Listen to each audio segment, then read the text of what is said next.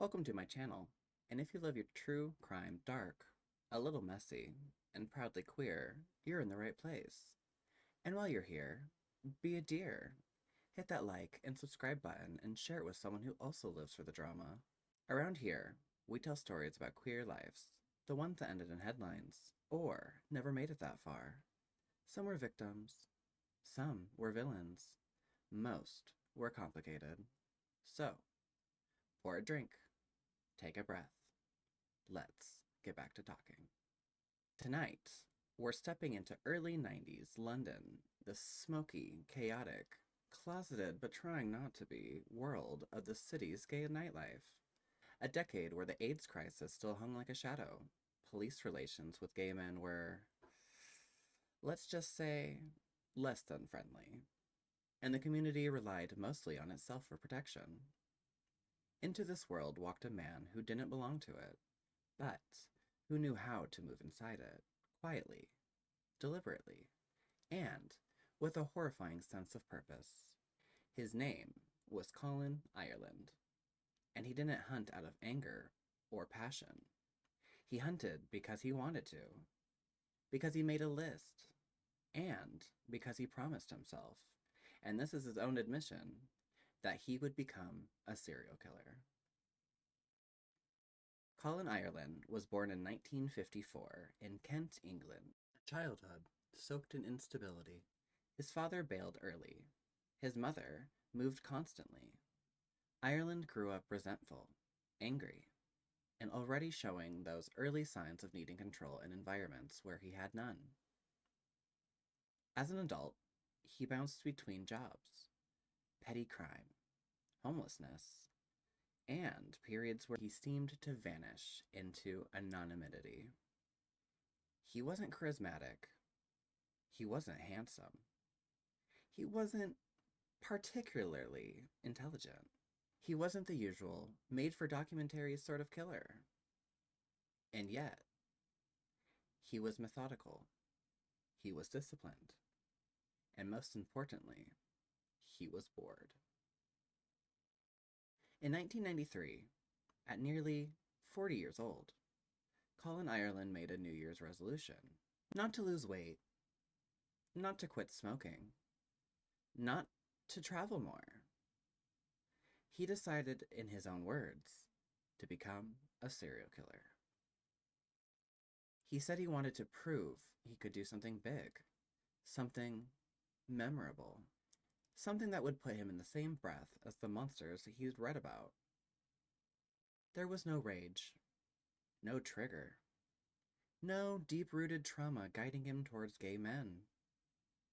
He simply thought the gay community would be an easy target, because he believed, correctly at the time, that police indifference towards crimes against queer people gave him cover. He chose victims he thought society would not protect. This is what made his story especially brutal. Ireland began haunting the Colherne pub in Earls Court, a legendary leather bar known for its international clientele and its large gay male crowd. To regulars, it was a safe space. To Ireland, however, it was a hunting ground. He specifically targeted S&M inclined men because he knew that consensual bondage made the setup easier, and he made the crime look, at first glance anyway, like a tragic accident. And he carried out these attacks with a chilling, almost bureaucratic calm. His first victim was Peter Walker. On March 8, 1993, Ireland met 37-year-old Peter Walker, a choreographer known for his warmth, his friendliness, and his softness. Walker invited him home. What followed was cold, deliberate, and terrifying in its simplicity. Ireland tied him up under the guise of consensual play, and then strangled him. Afterwards, he searched the house, cleaned up, wiped surfaces. He also fed Walter's cats and walked out. He later said the killing didn't feel like much, so he did it again. 2 months later, he killed Christopher Dunn, who was a 48-year-old librarian who also enjoyed bondage. Ireland repeated the pattern: the pretense of sex, the ligatures, the search, the quiet departure. The police still hadn't connected the crimes. Ireland took this as confirmation. His plan was working.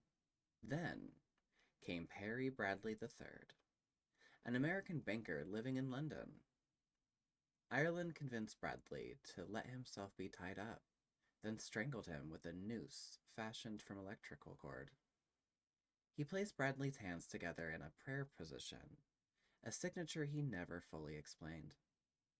He walked out confident, cocky, and emboldened. Next was Andrew Colherne, a 33-year-old housing warden. This time, Ireland escalated. He strangled Colherne, then, in a moment of gratuitous cruelty, killed his cat. That detail, to investigators, signaled a man growing bolder, more expressive in his violence, more willing to leave a message. That message was simple: nothing in this house is safe from me. His final victim was Emmanuel Spiteri, a Maltese chef. By now, the pattern was undeniable, at least to Ireland. But the police were slower, because these were gay men, found in bondage scenarios. The early assumption was accidental death. Ireland exploited this ruthlessly. But by the killing of Spiteri, forensic patterns were emerging. The knots, the posture, the binding, the timing, the geography. And Ireland made a mistake. He spoke to a man outside the Colherne before leaving with Spiteri, and that man remembered him. That sighting would eventually unravel everything. Ireland didn't get caught by brilliant detective work. He didn't get cornered by surveillance or DNA. He turned himself in. Why, you ask? Because police released a statement implying the killer might be gay.